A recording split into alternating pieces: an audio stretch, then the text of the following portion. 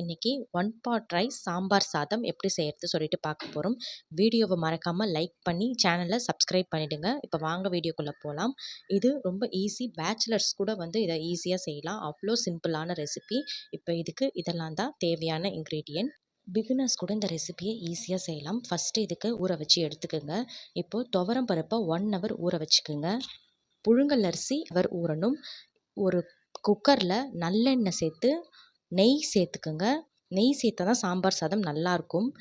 கடுகு, உளுந்து, சீரகம், காஞ்ச மிளகாய் இதெல்லாம் நல்லா பொரிய விட்டுக்குங்க. இதெல்லாம் நல்லா பொரிஞ்சதும் இது கூட கருவேப்பிலை சேர்த்து பொரிய விட்டுக்குங்க. இப்போ தட்டி வச்ச பூண்டு சேர்த்து நல்லா இந்த மாதிரி கலந்துட்டு சின்ன வெங்காயம், பெரிய வெங்காயம், கீறி வச்ச பச்சை மிளகாய், சின்ன வெங்காயம் பெருசாக இருந்தால் 10 சேர்த்துக்கலாம், சின்னதாக இருந்தால் 20 சேர்த்துக்குங்க. இப்போ இதெல்லாம் வதங்குற அளவுக்கு உப்பு சேர்த்து நல்லா இந்த மாதிரி வதக்கி விட்டுக்கோங்க. இப்போ கட் பண்ணி வச்சுருக்க 2 தக்காளி சேர்த்து நல்லா இந்த மாதிரி கலந்து விட்டுக்கோங்க. இப்போ இந்த மாதிரி குழைவாக வெந்ததுக்கு அப்புறமா இது கூட பெருங்காயத்தூள், மஞ்சத்தூள் இது எல்லாத்தையும் சேர்த்து கலந்து விட்டுக்குங்க. இப்போது 1/2 hour ஊற வச்ச புழுங்கல் அரிசி அதை சேர்த்துக்குங்க. 1 hour ஊற வச்ச துவரம்பருப்பு அதையும் இப்போ சேர்த்துக்குங்க.